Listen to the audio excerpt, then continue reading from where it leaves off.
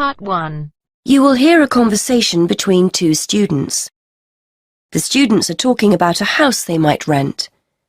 First, you have some time to look at questions 1 to 6.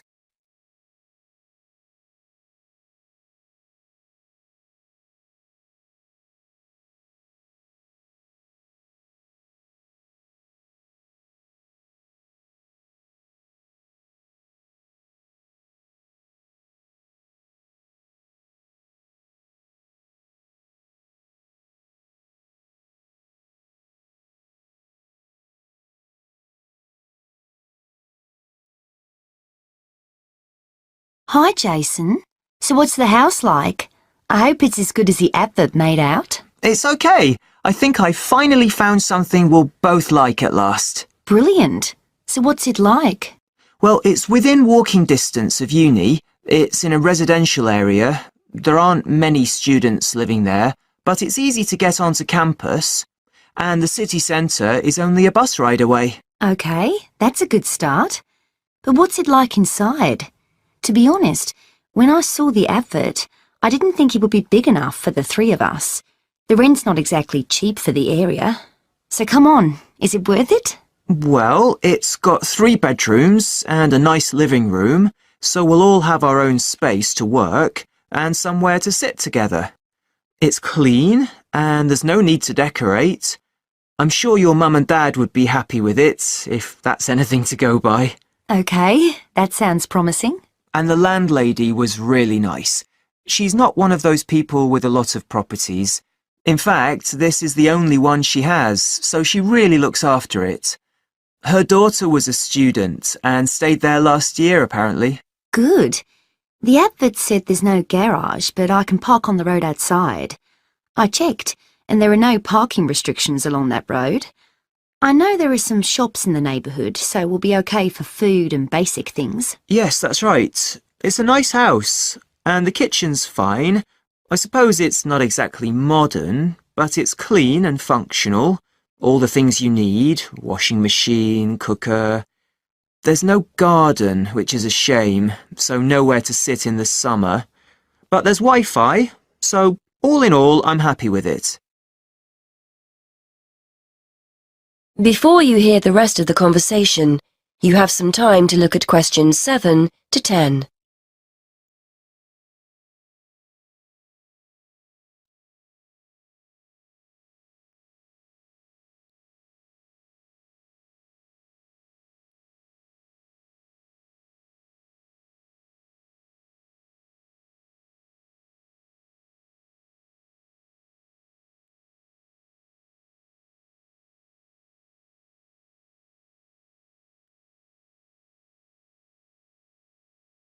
Now listen and answer questions 7 to 10.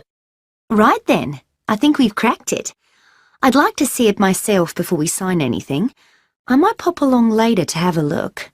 It's on Foxwell Road, isn't it? Let me just make a note of the address. That's Foxwell Road, is that right? Yes, that's right. Number 94. I'll come along with you for another look. So you know what the rent is, don't you? £430 a month. I know that's £50 a month more than we were expecting to pay, but I think it's worth it. It sounds reasonable, especially if it's in a nice area. And we need to pay a deposit as well, don't we? According to the ad, that's 1 month rent in advance. Yes, that's right. That's normal when you rent, so I was expecting it. You'd better give the landlady a ring if we want to have a look round. Why not give her a call and see if she's free later? Okay, good idea. What's her number?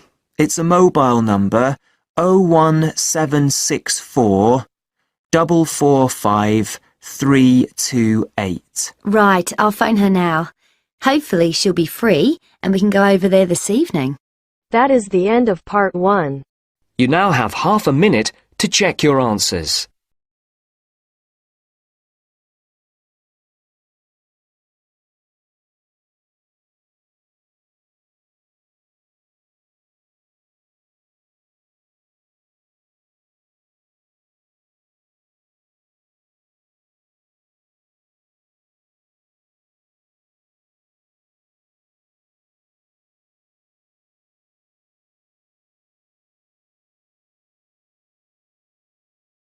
Now turns to part 2.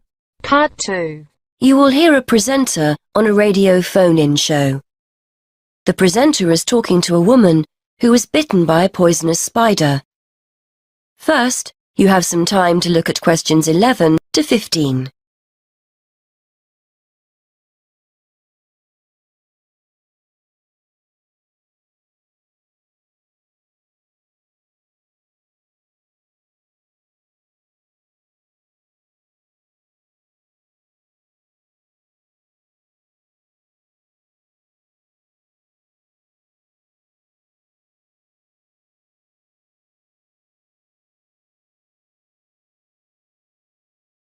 Today we're continuing our Traveller's Tales. On the line we have Amanda Toddington, who had quite a nasty experience in Australia last year. Isn't that right, Amanda? Yes. My husband and I were on holiday and we were staying at a friend's house on the coast near Brisbane. It was towards the end of the holiday and I was about to go into the garden and enjoy my breakfast. I walked out into the kitchen, slid my left foot into my shoe and felt a tiny sting. It was pretty painless, but I shook the shoe off my foot and saw this tiny spider running out as the shoe hit the wall. Anyway, not being an expert, I presumed the worst, that I'd been bitten by something that was going to kill me, and I completely lost control. I don't think I've ever screamed so much in all my life. We'd been told beforehand to always check our shoes before putting them on, as it's a common way to get bitten, so I suppose it was my own fault, really. So what was it that had bitten you?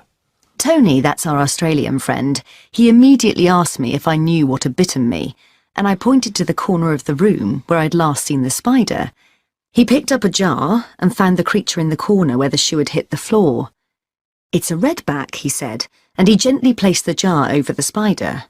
The funny thing was, we'd been talking about some of the creatures we needed to be careful of a few days previously, and as he said the name redback, the conversation came flooding back to me.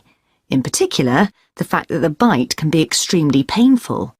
I've found out since that the redback is from the same family as the black widow spider, and it's the female that does the damage, which it turned out was what I'd been bitten by. You must have been absolutely petrified. You can say that again. I remember feeling quite confused. I wasn't in a great deal of pain to begin with, and yet I could see from our friends' faces that they were concerned. Tony explained that the venom or poison of the bite spreads quite slowly, so the pain doesn't feel too bad at first.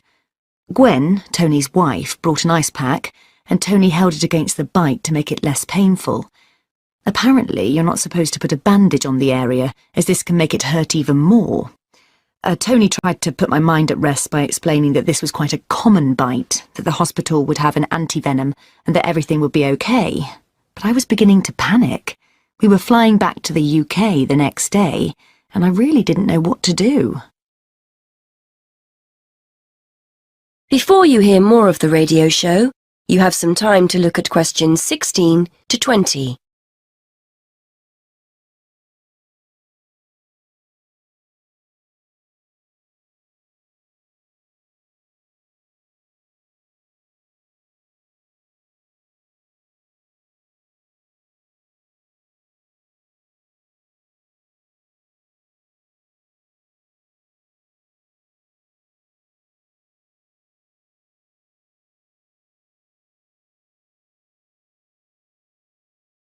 So what did you do? Well, Tony phoned the doctor, who told him to check my symptoms for the next hour or two. As time went on, the pain became very intense, from my foot right up to my knee. My husband was on the internet and was reading out the possible symptoms. I wasn't feeling sick, and I hadn't yet developed a fever, but I had a terrible headache, and my foot was beginning to swell up. At this point, Tony decided to take me to the local hospital to be on the safe side. I really didn't want to go, as I had visions of being kept in for days and all our plans being spoilt. But Tony and my husband insisted. When we got to the hospital, I was relieved to see how casual everyone was when Tony explained I'd been bitten by a redback spider. They told me to take a seat and got on with their work. And did you receive any treatment? By the time I got to see a doctor, the pain was very intense indeed, and I was getting quite upset. The doctor decided to give me a dose of an antivenom, which he assured me would eventually deal with the problem. Unfortunately, he also explained that it wouldn't have an immediate effect and the symptoms might last for several days. But the story has a happy ending. My husband managed to book us onto another plane 1 week later. And even better news was that the symptoms of the bite finally cleared up after about 24 hours. Within a couple of days, I was back to normal again. So thanks to the spider, we managed to extend our holiday by a week. That is the end of part 2. You now have half a minute to check your answers.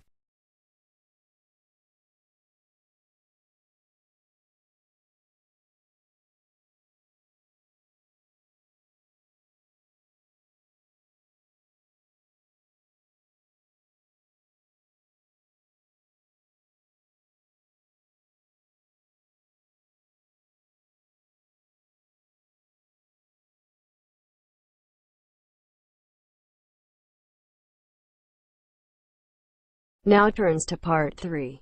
Part 3. You will hear a conversation between a university tutor and a student who has recently started at the university.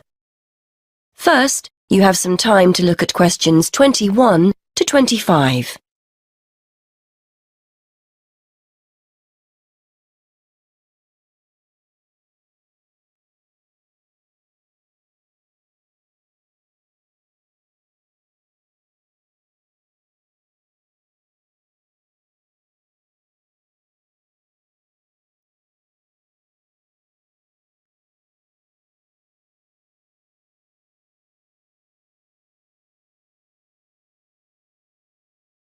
Now listen and answer questions 21 to 25.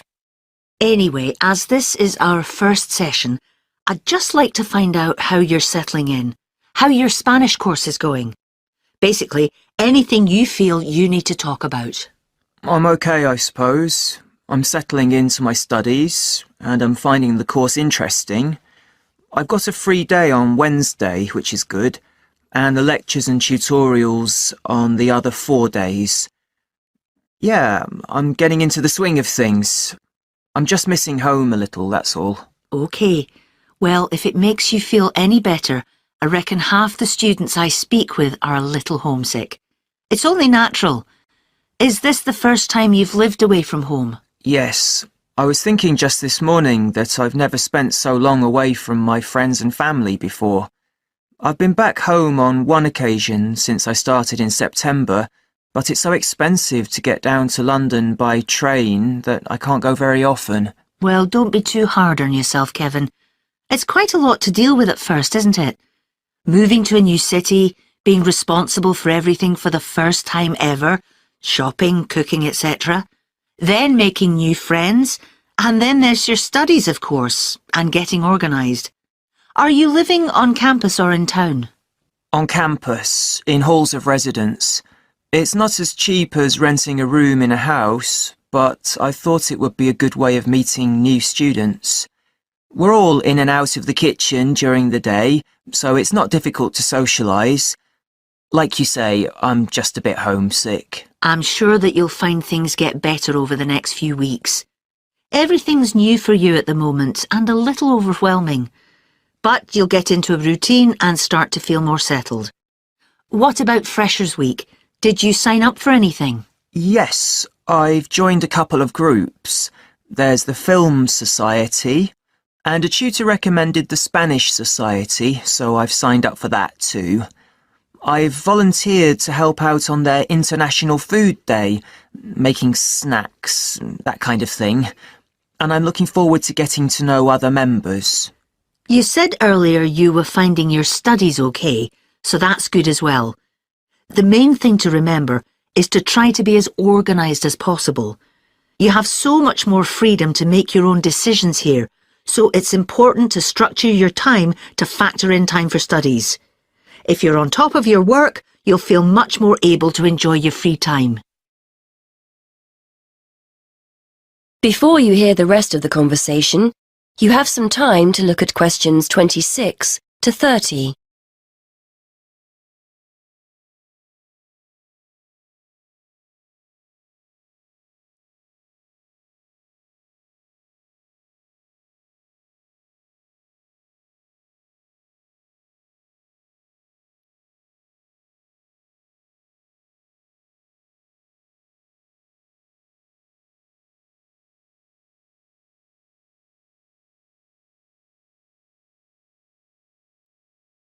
Now listen and answer questions 26 to 30. I was hoping you could help me with my essay writing. I seem to be spending ages writing and rewriting essays and, well... The best bet is for you to sign up to the University Writing Tutorial Service. They have people who are in place to support students specifically with these problems. To join, just fill in the application form and give them a sample of your work. Brilliant! I didn't know anything about that. Can I give them one of my essays to look at? They won't give you feedback on a complete essay, I'm afraid, as they may not be subject experts. It's really aimed at developing your academic writing skills. Ideally, you should write something between 1,000 to 1,500 words. If you find their page on the university website, they've got a list of general topics you can try. So, do I just turn up, or do I need to make an appointment? I've got an essay deadline coming up soon, so I'd like to get help as soon as possible. You'll need to arrange an appointment. The first step is to sign up for the service. Download the application form and essay title from the webpage. Don't forget to state when you're available for tutorials on the form. Email the essay and form to the team and they'll get back to you with an appointment time. It usually takes about 1 week from when they first receive your essay to arrange an appointment. You're usually given 1 tutorial a term, but they may offer you further sessions if they think you need them. Okay, I'll do that. Thanks for your help. That is the end of part 3. You now have half a minute to check your answers.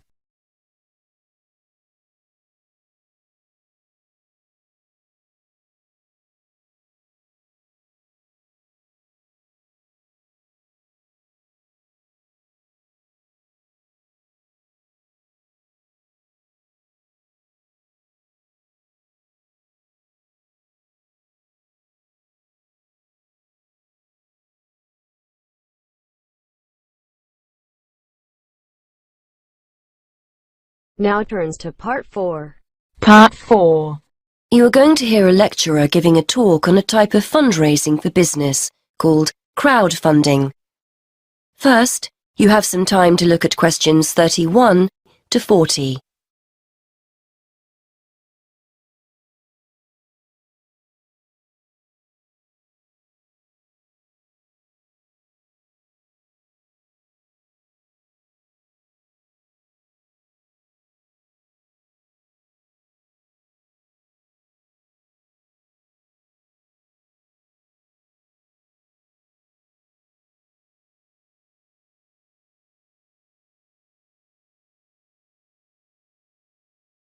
Good morning, everyone. Today we're continuing our look at funding opportunities for small startup businesses. The emergence of social media has given companies the ability to connect with fans and potential customers directly. On the back of the growth in social media, a model of raising finance has emerged known as crowdfunding. This revolutionary way of raising finance began with micro-lending in the 90s. More recently, an equity-based model has emerged that allows people to invest directly in a new company. We're going to examine this in more detail later, but let's turn first to a third model, which I'll term a fan-based model. With this model of crowdfunding, individuals are encouraged to give an amount of money to support the launch of a project or initiative without the promise of any financial return. Instead, there's a reward for donating. This contrasts with the micro-lending model, which would require a return on investment, and the equity-based scheme, which may offer shares. Crowdfunding portals or websites allow the business concerned to present the initiative along with the financial target required.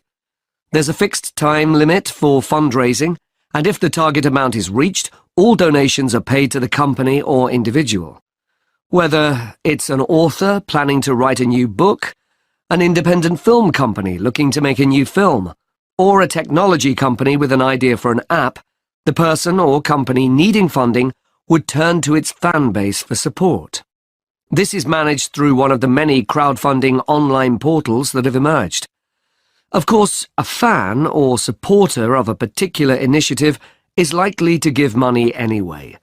But donation-based crowdfunding will often make donating even more attractive by offering a rewards-based incentive scheme. Let's take a film company, for example, that needs funding for a new film. For a small, set donation, the donor might be offered a free ticket to the premiere or a DVD of the film.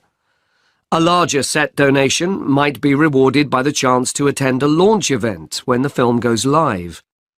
Those people who make bigger donations could even be offered the chance to meet the cast of the film, whilst the highest level donation could see the person's name mentioned in the film credits. For companies that already have a significant fan base, crowdfunding offers a fantastic opportunity to raise money quickly from a large number of people, each of whom donates just a small amount of money. Compare this to the time and effort that would be needed to sell your idea to investors or your bank manager, particularly in an age when raising finance can be difficult. The company may also have links with partner companies or organizations that run fundraising events.